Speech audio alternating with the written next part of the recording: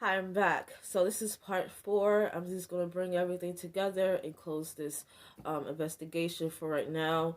I believe there's more things that will come out, many things that's hidden about this investigation that will come out in the near futures, because there are things that still is hidden. Because I said, if you watch part 3, that there is 30 concealed documents that the prosecutor hid regarding illegal DNA evidence that basically showcased that Corey Miller did not shoot Stephen Thomas or was involved in that. So the prosecutor was hiding that information. Before I get into the channel message that I received about all this and what actually transpired, I want to clarify something and verify something. For part 3, I disclosed that Corey Miller was actually dealing with another case as well, 2001 case, where he was charged of attempted murder or something like that, or attempted to shoot a club owner and a club bouncer, which I mentioned their name before. I'm not going to refer to the names. It's so many names to remember. But the club owner and the club bouncer at this club called Rags or something like that, he was dealing with that prior to all this other, prior to what happened in 2002. Because in 2001, he was dealing with a letter charge, okay, which he has stated that he did not do, that he was falsely accused for that as well. So, okay. So it all ties in together with 2002 case, because the 2001 case happened months prior to the 2002. Okay, so in the part 3, I disclosed that he had spent prison time and he was in house arrest. So the 2001 case was dismissed, or it was closed or whatnot, because he had time in prison and he was on house arrest. I didn't specify the exact timeline with that. He had prison time due to the 2002 case, not because of the 2001 case. He had house arrest time because of the 2002 case, which was the 2002 case is what he was accused of murdering Stephen Thomas, okay? So the prison time, house arrest has nothing to do with the 2001 case. So I just want to clarify that because I was mistaken. I misread the information that I read.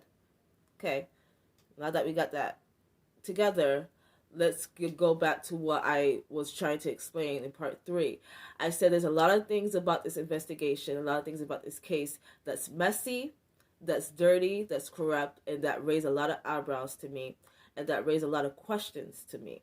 I mentioned the Detective Cogner, who was interviewing the witnesses, especially when he interviewed the witness, Denise Williams, who actually claimed she witnessed the murder and who the shooter was. She identified the shooter as Derek Taylor. But the investigator, Detective Cogner, did not believe that what she was telling was truthful, so he believed that she was intimidated and coerced by Corey Miller and his posses, which he had no evidence to back that claim. So he said he started to dig even more, and he found out it was Corey Miller that did it. Because of another witness that he said that they actually saw Corey Miller did it. The other witness was Darnell Jordan and Kenneth Jordan. So Detective Collins raised a huge eyebrows to me because he kept saying a lot of hearsay. He didn't have evidence to back up his claim. And like I said, the Kenneth Jordan and Darnell Jordan, which is the other witnesses who came forward in 2018, has retracted the original statement, the original testimony that they said that they saw Corey Miller shoot Stephen Thomas. They said that they lied because they were coerced and intimidated by the authorities that was investigating the case, and also intimidated and coerced by the prosecutors, the DA, which is the Jefferson Parsons District Attorney Office. Okay, so the police has something to do with this. The DA, aka the prosecutor, has something to do with this. The Detective Cogner, and the jury. Okay, another thing that raised a lot of eyebrows to me is the jury selection. It was more white than black people that was selected, which kind of raised the eyebrows to me, especially during that time. Like, okay, apparently that's not how they're supposed to do things. And I know in the state of Louisiana, or the state of New Orleans, because it happened in Louisiana, but in the state of Louisiana or whatever, or I think Yeah, I had it right. The state of New Orleans, but it happened in Louisiana, was basically that how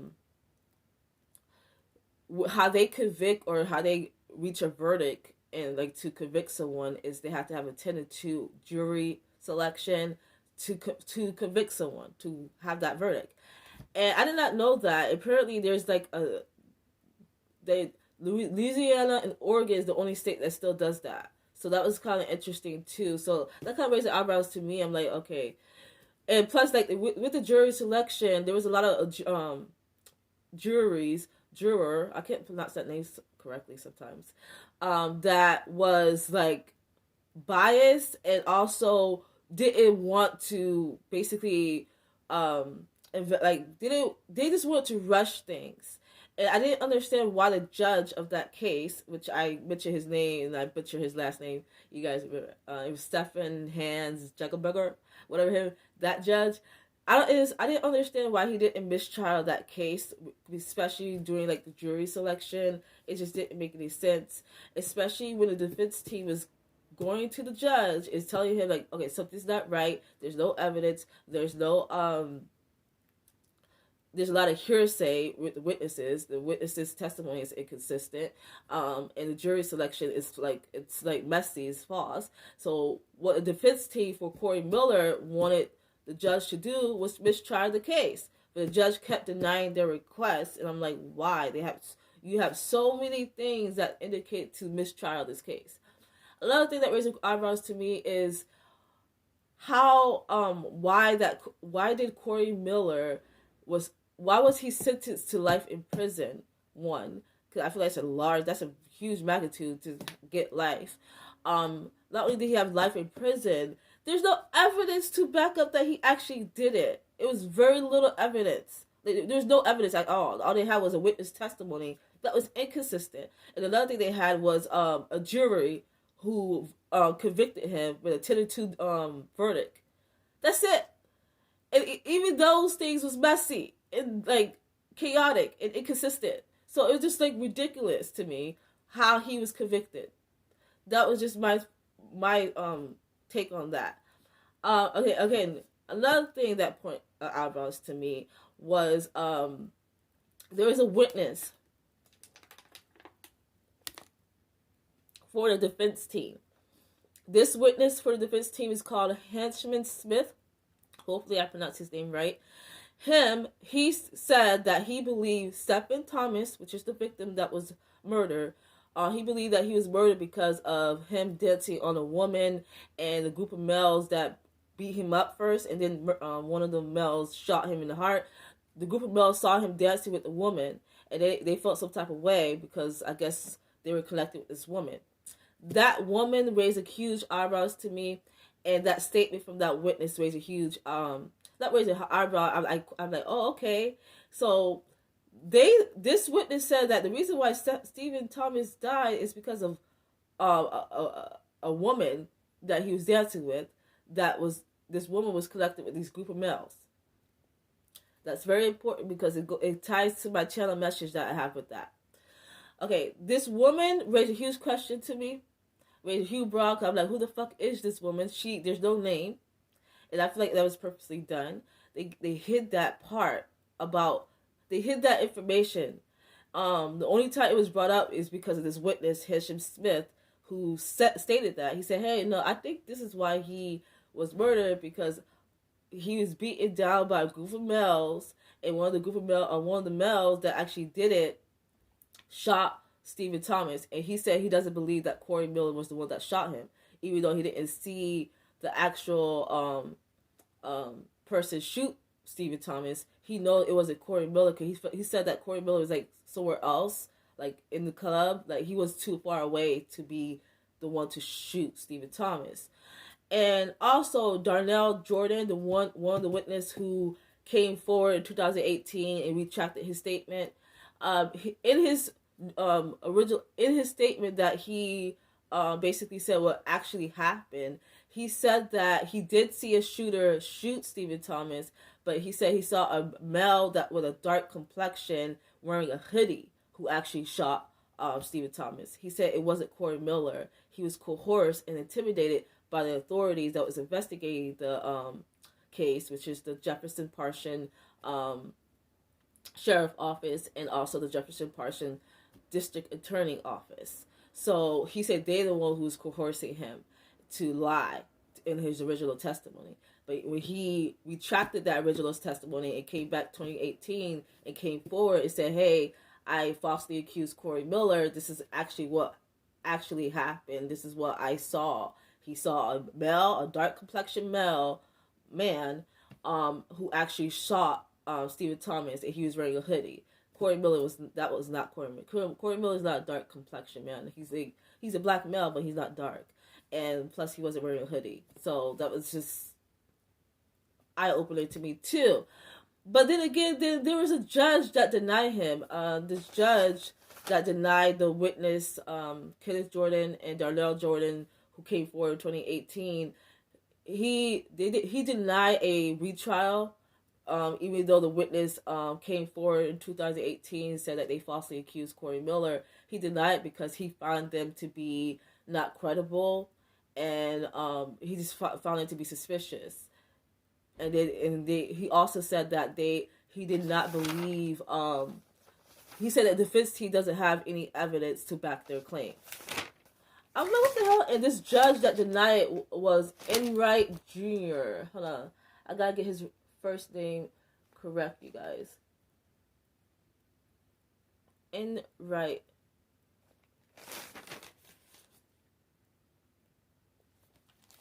Unright. Excuse me. Judge Stephen Enright Jr. of the 24th Judicial District Court. So his name is Judge Stephen Enright Jr. of the 24th Judicial District Court. He's the one who denied another retrial back in 2018, because when the 2018 witness came forward and they retracted their original statement, there's talks about it. It got to the news, right? And this judge, he denied for a retrial. He said, I don't feel like this witness is credible, and the defense team still doesn't have any evidence or any claim or any proof that Corey Miller didn't shoot Stephen Thomas. So this judge, I raised a huge eyebrow to his ass too. Okay. So now that we got all that together, let's get into the channel message that I got. So part 2 in my reading, I stated that when I was doing my tarot reading on camera, I stated that I kept seeing there is an individual holding dirt over someone. There's a lot of dirt. And that dirt can represent anything. It can represent something, evidence that this person may have that can exonerate Corey Miller of his crimes that he is being accused of and being convicted of. There's someone who actually have evidence or dirt about what actually transpired. I believe Corey Miller did not murder Stephen Thomas. I believe he had nothing to do with that. Okay, but there's a person that has evidence to disclose that, to back up my statement that Corey Miller is innocent. There is someone who has that. But there's someone who's paying people off. I'm going to get to that part. There's a wealthy person or some person with money who's paying people off to hush, especially the woman. Remember the woman I said who was dancing with Stephen Thomas? This woman has a lot to do with this. Okay? My channel message that I got, I was literally pulling out cards off camera, which I still have the cards here in front of me. And then I received a channel message, and I believe it's from the universe. The channel message that I got was that this woman is being protected by the DA, the prosecutors. She's being protected by the DA because she is involved with a different case that they had at the time, which was a high-profile case that they had at the time. She's connected to that. And they didn't want her involved in this 2002 case, which was the case that Corey Miller is involved in. And she was there that night. It kind of started with her. And they didn't want that to be, I guess, out in the public because she's some type of witness or something to the prosecutors for a different case. That was the channel message that I got. She's some type of witness, some type of person that they are protecting for a different case that they had at the time. There was some type of high profile case. I don't know what the high profile case is. This is just a channel message that I got. So, and then these district attorneys, prosecutors, were paying people off, paying the sheriff office off, the cops that was investigating this case. They were paying, the prosecutors were paying the sheriff office off to not disclose who this woman is, to not involve this woman in the 2002 case. They didn't want her to be involved in it because she was a witness or associated with a different case that they had. So they wanted to keep that hidden. They wanted to bury that information. So what the prosecutor did, they paid the sheriff office off. But I had a letter, within this chilling message, there was one of the cops in that sheriff office tried to speak up and try to tell people what's really going on, or try to come forward and tell, I guess, this boss or whatever, what really was going on, but he was shut down.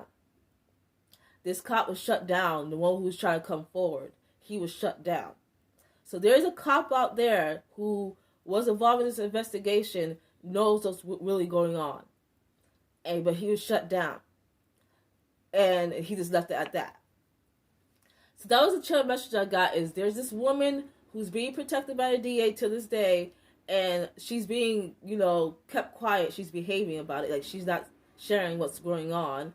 A lot of things are being covered up, okay? A lot of things are being buried, especially, there's a piece of evidence with the Six of Cups that I pulled out. There's a piece of evidence of the past, which is what happened that night, that someone has, which I got in my tarot reading in part 2, that there's someone that has this dirt, this evidence, okay? I don't know who this someone is, but there's someone that who has that. And I kept seeing that there's a wealthy man being paid off or being blackmailed to be paid off in part 2, but there's someone that's paying people off to keep quiet, okay, with the Six of Pentacles. And the Emperor card came out, so there's some type of high authority person that's doing this. A high authority person that has their hands dirty. So this person can represent the DA, the prosecutor, whoever the DA was for that case. I was trying to find a name. Who was the DA for the Corey Miller case? I still do not have a name. Let me see if I don't have a name. And I was trying to find it, but I know it's so Jefferson Parshin District Attorney Office. So the DA represents the Emperor. Then I have the Three of Pentacles represents like someone has their hands into something, hiding something. Someone is shielding information about what really happened. Someone who has the power to do that. With the Magician card, someone who has the tools to do that, to cause illusions. They protected this woman. The woman, she's the key. Whoever this woman is who's dancing with Stephen Thomas, she's the key. And not only is she the key, the person who has the evidence to basically this evidence is truth.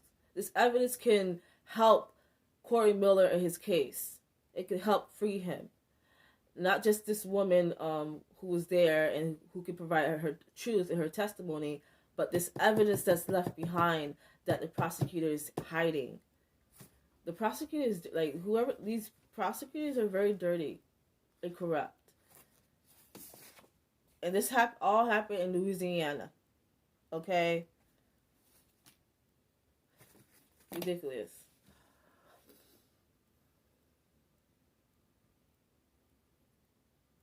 This is ridiculous.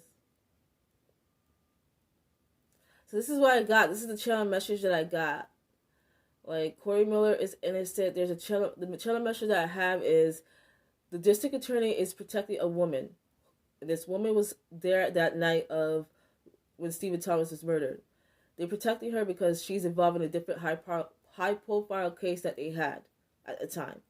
So they didn't want her name to be shed in the public. They want to bury that information. They want to hide her, keep her hidden.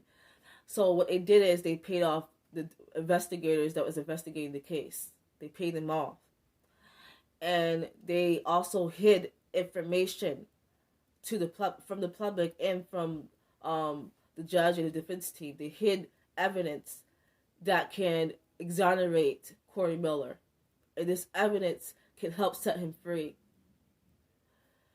And something has to do with some type of DNA evidence. So that's what I got. It's just very interesting. That's why I feel like this evidence needs to be exposed to the public. It needs to be brought into the light so people can know, and so that Corey Miller can be freed. This woman needs to be brought into the light, and she needs to tell the truth and come forward and help set Corey Miller free. An innocent man is spending time in prison for something that he did not do. He's being convicted, he has been sentenced to life in prison for a crime that he did not do. Let that sink in.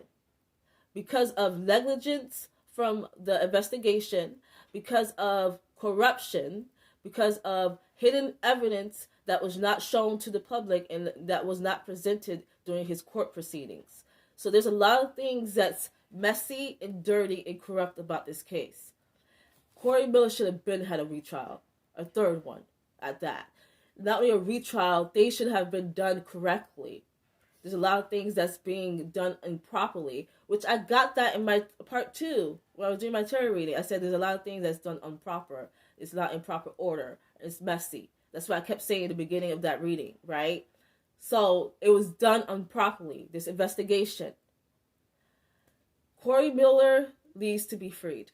He needs to be exonerated because he did not commit this crime. This is ridiculous. I really do. I feel for him. The justice system has failed him. And the people that was supposed to represent the justice system definitely failed him. Because they're corrupt. They should not have a job. Like, why are these type of people working in the justice system and they corrupt themselves? They're criminals at this point. Why would what the heck? Like, this is just ridiculous. And that also raised a lot of eyebrows to me. And I question the justice system because, like, this is Corey Miller's case. What about the other cases that's been happening around that city or around the whole justice system? There's a lot of cases like this where corrupt has been, done during people's case because they want a verdict or a conviction to go a certain way. So what they did, they played dirty. So that raised a huge eyebrows to me because what about other inmates, victims, suspects that's spending time in prison or in jail for something that they didn't do because of negligence and corruption? I question it. But don't worry, everything that's done in the dark will come to the light. I'm just one of many that will bring justice to these type of people. I'm one of many. And we're going to come in hard, full force. Justice will be had. The light will always win. That's all I have to say.